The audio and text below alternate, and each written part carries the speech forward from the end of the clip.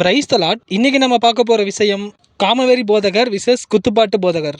சபையில டான்ஸ் ஆடுறது மூலமா பிரபலமாகி ரீசெண்டா போக்சோ சட்டத்துல மாட்டி உள்ள போனவர் தான் ஜான் ஜபராஜ்.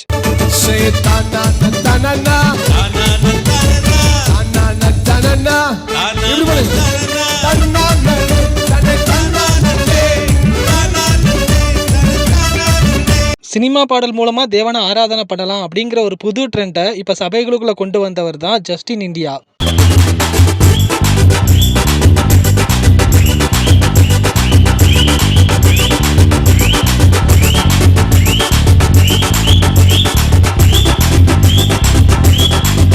இவங்க 2 பேரும் சேர்ந்து அவங்க பண்றதெல்லாம் கரெக்ட் அப்படின்னு எக்ஸ்பிளைன் பண்ற ப்ரோக்ராம் தான் ஜே இவர்கள் சந்தித்தால்.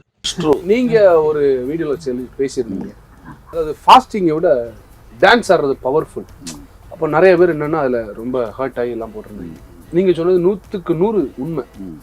ஃபாஸ்டிங்ன்றது தேவனோடு போராடுவது, டான்ஸ்ன்றது தேவனை கொண்டாடுவது. தேவனோடு போராடுறது பெஸ்டா, தேவனை கொண்டாடுவது பெஸ்டா?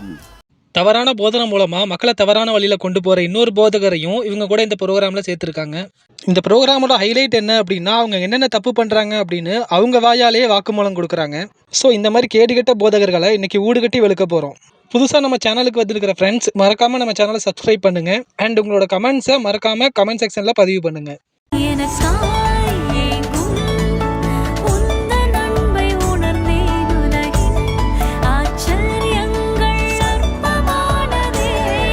இவங்க பேசுகிற முதல் ஹைலைட்டான விஷயம் என்ன அப்படின்னா, சபையில் டான்ஸ் பண்ணுறது தப்பே இல்லை அப்படிங்கிறது தான். அது ரொம்ப சரியான விஷயம் அப்படின்னு இவங்க டிஸ்கஸ் பண்ணுறாங்க. என்றைக்கு சத்தியம் தெரிந்து, புதிய உடன்படிக்கையின் சத்தியம் தெரிந்து என் கண்கள் திறக்கப்பட்டதோ அதுக்கப்புறம் தான் நான் நடனம் ஆடவே ஆரம்பிக்கிறேன். 2வது, நீங்க மாம்சத்திலேயே நடனம் ஆடிக்கிட்டு இருந்தீங்கன்னா, நீங்க சொன்னீங்க மாம்சத்தில் ஆரம்பிச்சு ஸ்பிரிட்ல வந்துடும். ஆனால் மாம்சத்திலேயே ஒருத்தர் நடனம் ஆடினா அங்க தேவன் உலாவ மாட்டார், இவ்வளவு அற்புத காரியங்கள் நடக்காது. இப்ப நம்ம நிறைய நம்ம கூட்டங்களுக்கு நிறைய பேர் வந்து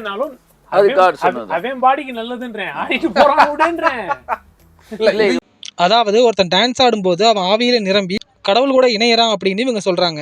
பைபிள்ல நிறைய பேர் டான்ஸ் ஆடி இருக்காங்க. ஏன் தாவீது கூட வந்து ட்ரெஸ்ஸே இல்லாம டான்ஸ் ஆடி இருக்காரு. இப்படி எல்லாம் இவங்க பைபிள்ல ஹைலைட் பண்ணி காமிக்கிறாங்க. crowns the humble with victory. Amen. Which means ஒருத்தன் தேவனுக்கு முன்னால ஆடி பாடுறான்னா அவன் தாழ்மையா இருக்கிறான். நடனம் என்பது ஆக்ரோஷத்தின் வெளிப்பாடு அல்ல, தேவனுக்கு முன்பதாய் உங்களை தாழ்த்துவதின் ஒரு வெளிப்பாடு. சபாஸ். It is like humbling yourself before the Lord. நிறைய பேர் சொல்லுவாங்க தேவனுக்கு முன்பதாய் தேவனுக்கு முன்பு உங்களை தாழ்த்தணும். நீங்க அதிக தாழ்த்துதலின் உச்சகட்டமே நடனம் ஆடுதல் தான். அதாவது தாவீது உடன்படிக்கை பெட்டி முன்னாடி சந்தோஷமா டான்ஸ் ஆடினதும் நீங்க உங்க சபையில கிறுக்குத்தனமா டான்ஸ் ஆடுறது ஒண்ணு, அப்படிதானே?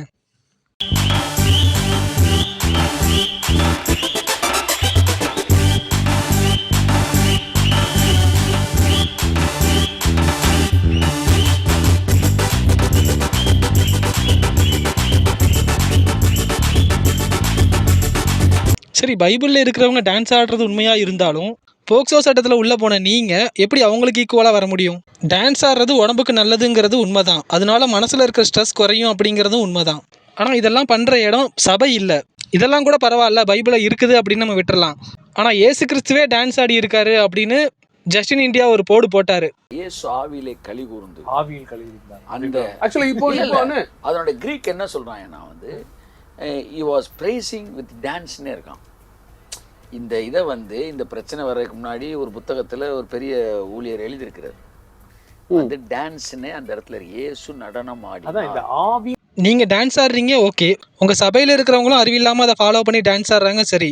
ஆனா சம்பந்தமே இல்லாம ஏன் இயேசு கிறிஸ்துவும் டான்ஸ் ஆடினாரு அப்படின்னு கொளுத்தி போடுறீங்க? நீங்க தவறான வழியிலையும் கூட மக்களை கடவுள்கிட்ட கொண்டு வரீங்க அப்படின்னு நீங்களே சொல்லிட்டு இருந்தீங்க. செல்லனா ஒரு 100% கிறிஸ்டியன்ஸ்ல ஒரு 25-30% கிறிஸ்டியன்ஸ் வந்து சர்ச் பக்கமே போக மாட்டாங்க. பார்த்திருக்கீங்களா? அவன் ஏன் போகலைன்னா சர்ச்சில் போய் ட்ரெடிஷனால அவனுக்கு விடுதலை கிடைக்கல. அங்கே நடக்கிற சண்டை, அந்த சண்டை, எலெக்ஷன், இது அவன் என்ன முடிவு பண்ணிட்டான், இவங்கெல்லாம் திருட்டு பசங்கப்பா. வெளியில ஃபாதர் ஒன்று பேசுறாரு, உள்ள ஒரு மாதிரி பேசுறாரு. அவங்க பிரசங்கம் தவறான வழியில போனா சாத்தான் கிட்ட தானே போக முடியும், எப்படி கடவுள் கிட்ட வர முடியும்? அண்ட் ஜஸ்டின் இந்தியா இந்த மாதிரி சினிமா பாட்டுக்கு டான்ஸ் ஆடுறது, ஹேர் கலர் பண்றது, இன்னும் நிறைய விஷயங்களை வந்துட்டு பிப்ளிக்கல் வே அப்படின்னு சொல்றாரு. லாஃபிங், டான்சிங், ரிஜாய்சிங் நமக்குரியது. சினிமா இண்டஸ்ட்ரி இது எல்லாத்தையும் பிளாக் பண்ணி நம்ம வந்து இதெல்லாம் வேணும்னா நீ என்கிட்ட வான்னு பிசாசு சொல்றான். பைபிளை ஃபாலோ பண்ணி உயிர் தியாகம் பண்ணவங்க கூட இருக்கிற இடம் தெரியாமல் போயிருக்காங்க. ஆனால் நீங்கள் என்னன்னா சபையில் குத்துப்பாட்டை போட்டு டான்ஸ் ஆடிட்டு அதை வெக்கமே இல்லாமல் பிபிலிக்கல் வேன் வேற சொல்லிட்டு இருக்கீங்க. அது கெட்ட வார்த்தையும் கிடையாது. அதாவது அது கெட்ட வார்த்தையாக்க முயற்சி பண்ணாங்க. ஆனா கூகுள்லயே கொய்யா அப்படின்னு பாத்தீங்கன்னா மாப்பலா கொய்யா அப்படி கிடையாது, அப்படி கிடையாது.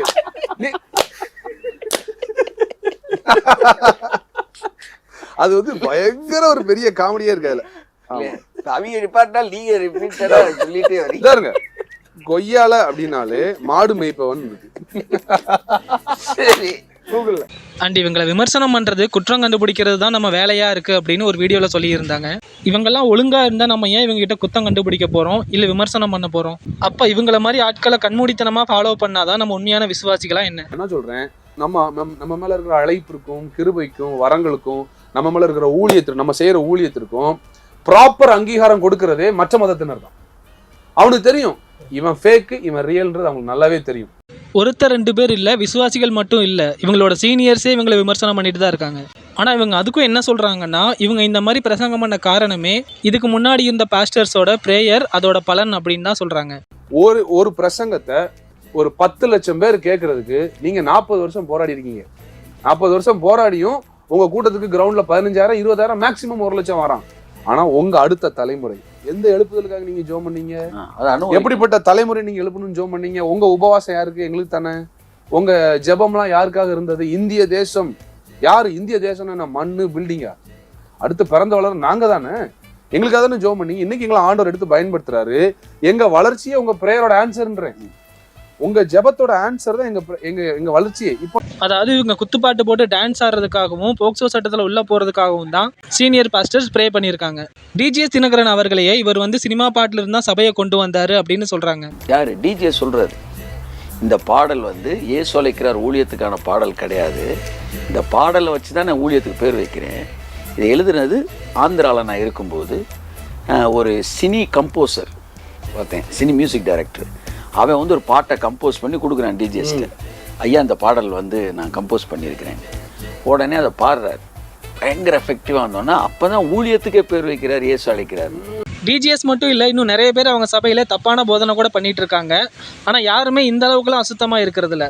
இன்றைக்கும் கூட சாப்பாட்டுக்கு வழி இல்லாத எத்தனையோ போதகர்கள் இயேசுவை மட்டுமே மனசில் வச்சுட்டு ஊழியம் பண்ணிட்டு வராங்க. ஆனால் அவங்க யாருமே அவங்களோட அருமை பெருமையை பற்றி வெளியில் சொல்லிக்கிறது இல்லை.